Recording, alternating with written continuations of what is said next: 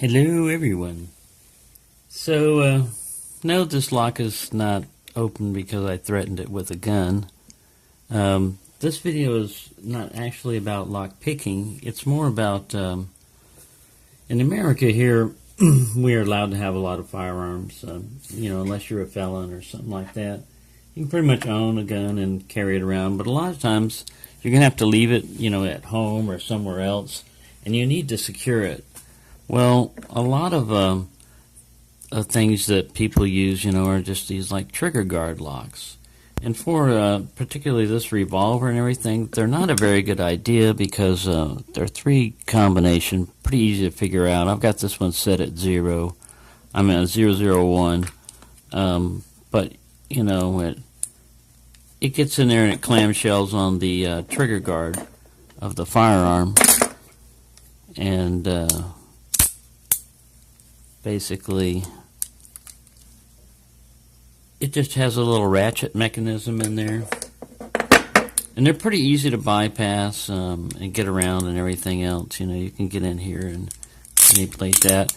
And if you look at lockpicking lawyers' videos and stuff like that, so this one you can still manipulate this. If you want to, it comes back a little bit, but in theory you can't get to the trigger, and you can open it all you want, but you can't get it to fire. I don't like this one for several reasons. One is that you can load rounds into it, even with this trigger guard.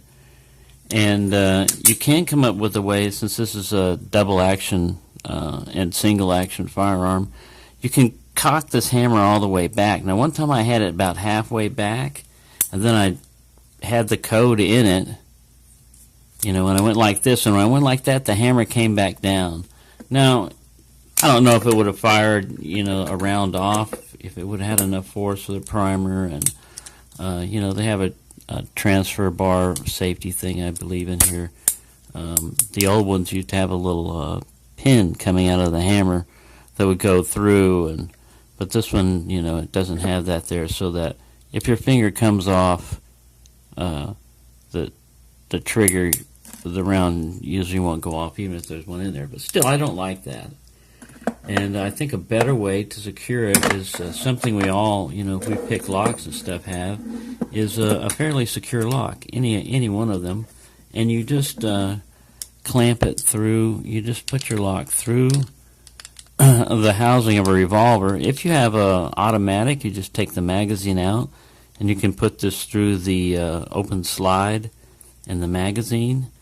The body of the weapon. I don't have a semi-automatic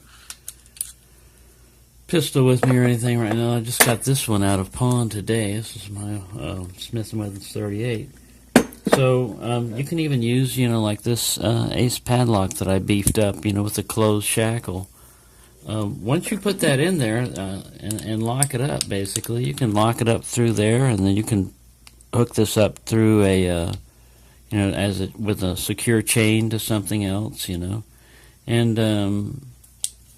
it's fairly secure, and it's just, like common sense, especially if you have children or anything around, or if any children ever come over, even if you don't have children. Anytime you're not around it, you should be able to secure it. So I just want to put that in there. It's a little quick thing like that, just to show you. They have these also without...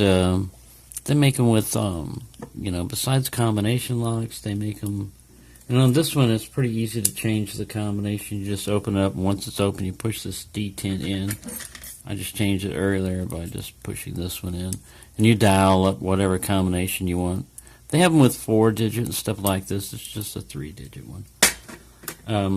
They're okay, if you've got nothing else better, but still, if you want to secure it much better, you put something in there that's going to take somebody a little bit of time to get through it, and they won't be able to just walk off with it or use it against you, So I know over in Europe you don't have to, usually don't have firearms and stuff like that lying around, but and if you're worried about scratching the finish, you can just take some heat shrink, and just put it on the lock that you're going to use and heat shrink around there, and then it won't, mar the finish or stuff like that, if you're worried about that. So just a short little video, and I have some more stuff coming in, not necessarily for the giveaway. I mean, I'm going to continue to add to that. And another quick thing I wanted to add here was Leon's lock pad. I'm going to send out my challenge lock to you. I was just trying to let some put some Loctite up here. If you need to, if you have any problems when you're trying to get into this thing, if you need to go through here, you could do that. I mean, I don't care. However you want to get to the pins, if you want to do that. I just put the Loctite on there because some of these are very loose when they without Loctite, and the spring tension is almost like fine-tuning a musical instrument, with the chambers on this one. But it works fairly well, the key goes in and out.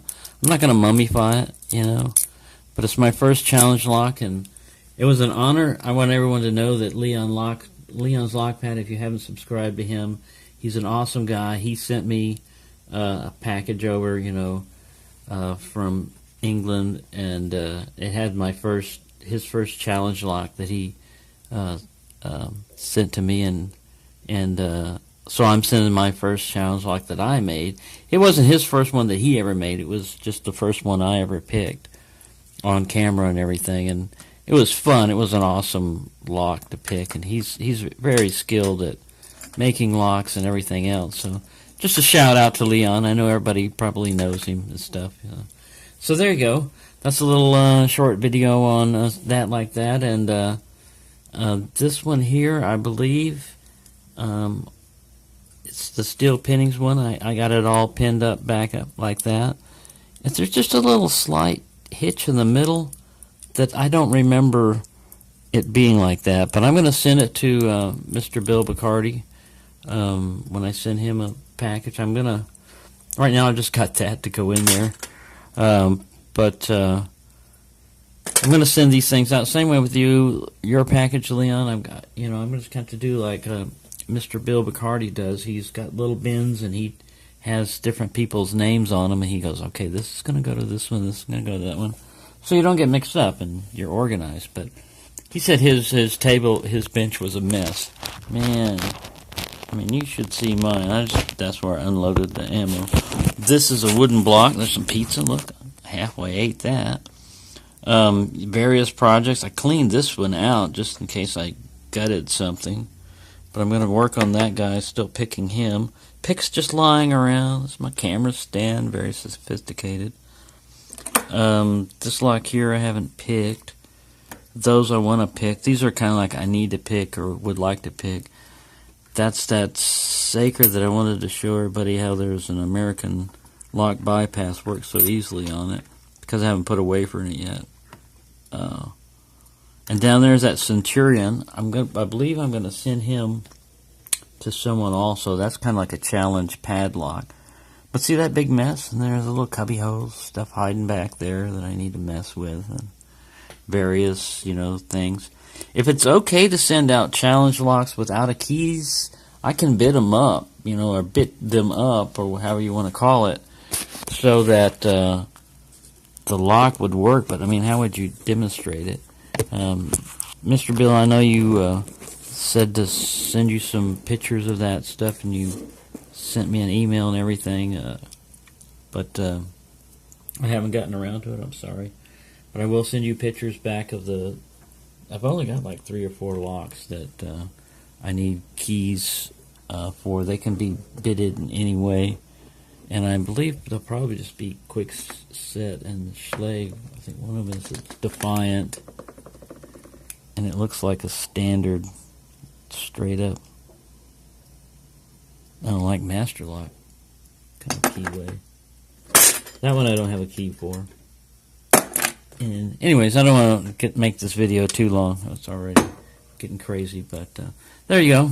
Firearm safety. How to keep things safe and secure. And if you get mad at a lock, don't necessarily shoot it. It's not the lock's fault if it's a good lock. Even though it's okay to threaten them once in a while. Right, so there you go. I hope everyone's enjoying their weekend. I'm having a pretty good time messing around with locks and being my normal self, picking locks. And ooh, I gotta finish that pizza off. That reminds me. So, thank you for watching, everyone, and I really do appreciate all my subscribers. That's one of the things I wanted to add there is that's why I enjoy this stuff that I'm getting coming in for my 100 subscriber giveaway when I do get them.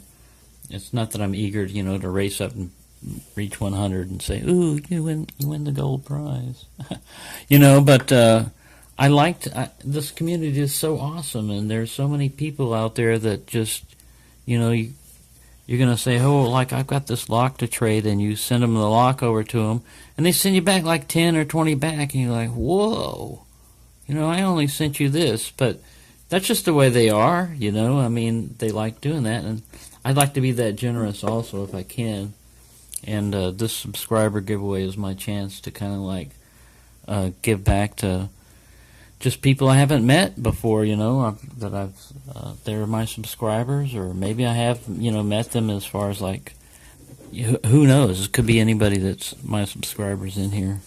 But anyways, thank you for listening to all my rambling and bammling on. But one of the things I'm going to be getting in soon, just for myself to use and review, is the Praxis kit with the 15 thousandths and the 23 thousandths, like dual set. I thought that's a pretty cool idea, and 15 thousandths are always good. I've got one from Peterson's, the H1, that works pretty good in narrow keyways and everything else. So there we go. Sorry, it was supposed to be a short video. That was my intention.